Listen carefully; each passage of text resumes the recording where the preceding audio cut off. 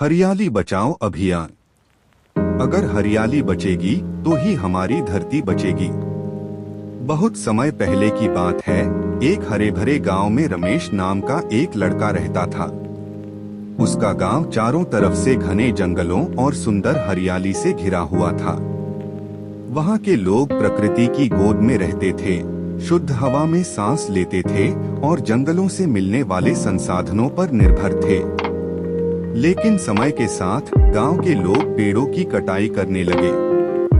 जंगल धीरे धीरे खत्म होने लगा, जिससे गांव में सूखा पड़ने लगा, पशु पक्षी लुप्त होने लगे और हवा भी प्रदूषित होने लगी। रमेश यह सब देखकर बहुत दुखी हुआ। वह जानता था कि यदि जंगलों को नहीं बचाया गया तो आने वाली पीढ़ियों के लिए बहुत बड़ी समस्या खड़ी हो सकती है।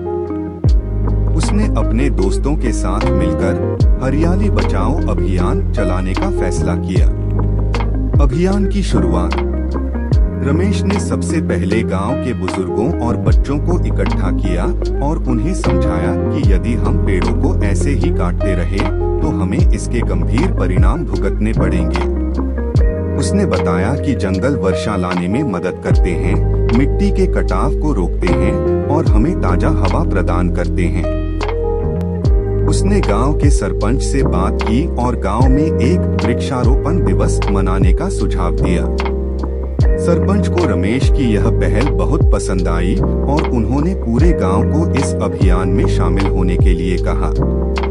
अभियान की गतिविधियां। 1. वृक्षारोपण अभियान। रमेश और उसके दोस्तों ने मिलकर गांव के हर परिवार को कम से कम 5 पौधे लगाने का लक्ष्य दिया।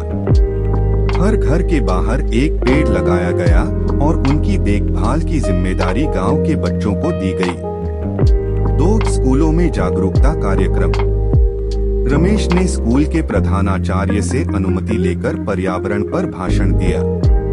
उसने बच्चों को पेड़ों का महत्व समझाया और उनसे प्रतिज्ञा करवाई कि वे कभी भी अनावश्यक रूप से पेड़ नहीं काटेंगे। 3. गांव में कचरा मुक्त अभियान। गांव में लोग प्लास्टिक का बहुत अधिक उपयोग कर रहे थे, जिससे पर्यावरण दूषित हो रहा था। रमेश ने गांव में प्लास्टिक मुक्त अभियान चलाया और लोगों को कपड़े या जूट के थैले इस्तेमाल करने के लिए प्रेरित किया। 4. वन्य जीवों की सुरक्षा। जंगल कटने के कारण कई जानवरों के घर उजड़ गए थे। रमेश और उसके दोस्तों ने गांव के बाहर जंगल के पास पक्षियों के लिए घोंसले और पानी के बर्तन रखने की योजना बनाई ताकि गर्मी में पक्षियों को राहत मिल सके। 5. वन सुरक्षा समिति का गठन। रमेश ने गांव के युवाओं को मिलाकर एक वन सुरक्षा समिति बनाई। इस समिति का काम था जंगलों में अवैध पेड़ कटाई को रोकना, पेड़ लगाने वालों को प्रोत्साहित करना, जंगल की साफ सफाई बनाए रखना। अभियान का असर।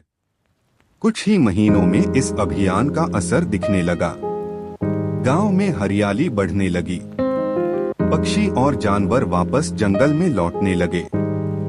गांव की हवा शुद्ध हो गई और बारिश भी अच्छी होने लगी। गांव के लोगों ने पर्यावरण के महत्व को समझा और वे अब पेड़ों की कटाई से बचने लगे। धीरे धीरे रमेश का यह अभियान पड़ोसी गांवों तक भी पहुंच गया। कई गांवों में हरियाली बचाओ अभियान शुरू किया गया और सरकार ने भी इस पहल को समर्थन दिया। सीख। रमेश ने यह साबित कर दिया कि अगर हम सब मिलकर प्रयास करें तो हम अपने पर्यावरण को बचा सकते हैं। जंगल हमारी धरोहर हैं और हमें इन्हें संजोकर रखना चाहिए। हर पेड़ एक जीवन है, इसे बचाना हमारा कर्तव्य है।